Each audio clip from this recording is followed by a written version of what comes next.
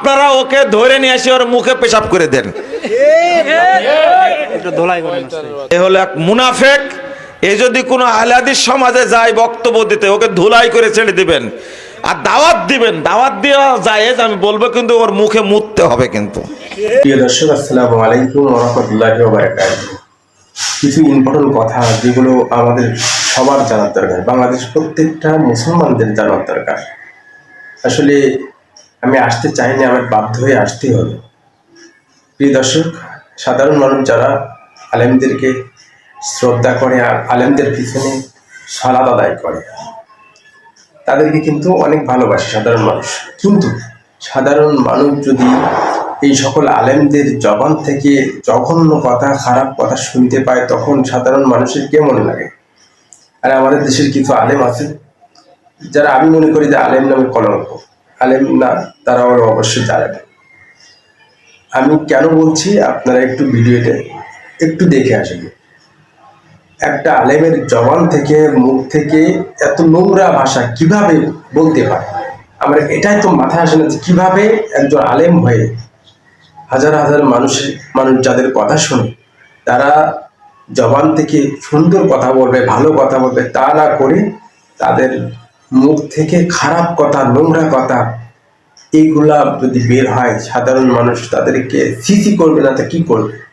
চলুন একটু দেখে আসি। কি তার মুখে থুতু নিক্ষেপ করতে চেয়েছে। এই শয়তান তো দেখছি যে মাকায় ফেললো, দেখছি সব জায়গাতে একই প্রশ্ন করছে। আপনারা ওকে ধরে নিয়ে এসে ওর মুখে পেশাব করে দেন। এ হলো এক মুনাফেক। এ যদি কোনো আহলে হাদিস সমাজে যায় বক্তব্য দিতে, ওকে ধুলাই করে ছেড়ে দিবেন আর দাওয়াত দিবেন। দাওয়াত দেওয়া জায়েজ আমি বলবো, কিন্তু ওর মুখে মুততে হবে। কিন্তু স্পষ্ট ঘোষণা, তরুণ ভাইরা শোনো, যেখানে পাবে ওকে জুতা মারবে মুখের উপরে, ওকে পেশাব করে দেবে মুখের উপরে। তো এতক্ষণ আপনারা তো শুনেছেন যে একজন বক্তা বা আলেম বলেন, ইমাম বলেন, যাই বলেন, তার মুখের ভাষাটা কতটা খারাপ। একজন মানুষ অমুসলিম হলেও কি আমরা কি কোনো মানুষকে, অমুসলিমকে, খ্রিস্টানকে কি গালে প্রসাব করার কথা, এই কথা কি আমরা বলতে পারবো? অন্য সাধারণ মানুষ যারা জ্ঞানী তারা কি বলতে পারবে? আর তিনি আলেম হয়ে এই ধরনের কথা, সত্যি আশ্চর্য লাগে। এরা কি আলেম না জানে? আমি তো মনে করি এদেরকে আলেম বলাই যাবে না।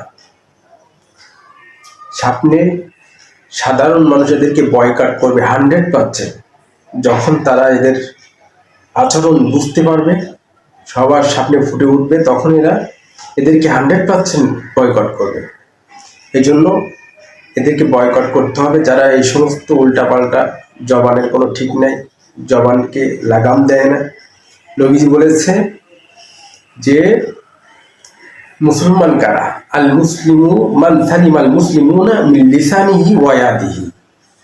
মুসলমান ওই ব্যক্তি যার জবান থেকে, যার হাত থেকে, জবান থেকে অন্য কোনো ভাই নিরাপদে থাকবে।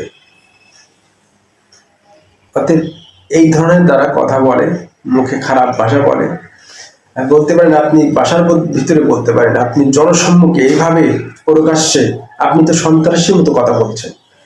একজন মানুষকে পিটাইতে হবে, স্পষ্ট ঘোষণা, তরুণ ভাইরা শোনো, যেখানে পাবে ওকে জুতা মারবে মুখের উপরে, সন্ত্রাসী। ওকে পেশাব করে দেবে মুখের উপরে। মানে মানুষদেরকে, আপনি সাধারণ মানুষদেরকে আপনি তাদেরকে উৎসাহিত করছেন মারার জন্য। অতএব আপনি হলো লিডার, আপনি হলো যত ঝগড়ার লিডার, হলো আপনি ফিতনা করার লিডার। অতএব যদি কোনো এরকম আপনার কথায় যদি কোনো সাধারণ মানুষ কোনো আলেমের উপর আঘাত করে, তাহলে সমস্ত দোষ আপনাকে নিতে হবে। ভিডিও তো আপনি কাটতে পারবেন না, তাই না? অতএব আপনি বড়, আপনি বয়সে অনেক বড়, বড়দের সম্মান করা এটা নবীজির হাদিস। অতএব আমিও সম্মান করি, সবাই সম্মান করে। এখনো আপনি ফিরে আসেন, জবানটাকে হেফাজত করেন। জবানটা হেফাজত করে না করলে কিন্তু সামনে আপনাদের এরকম আলেমদেরকে যারা বক্তব্য দিয়ে বেড়ায়, তাদেরকে 100% বয়কট করবে। সত্যি অনেক লজ্জা লাগে যে আমরা আলেম হয়ে আসলে মুখ দেখাতে পারি না অনেক জায়গায়। তোমাদের সাধারণ মানুষের যে রিয়াকশন, আল্লাহ হেফাজত করুন। যাক, ভিডিওটা অনেক লম্বা হয়ে যাবে, আপনারা সবাই বেশি বেশি করে শেয়ার করে দেবেন যেন সমস্ত মানুষ জেনে যায়। সবাই ভালো থাকবেন, সুস্থ থাকবেন। আসসালামু আলাইকুম ওয়া রাহমাতুল্লাহ।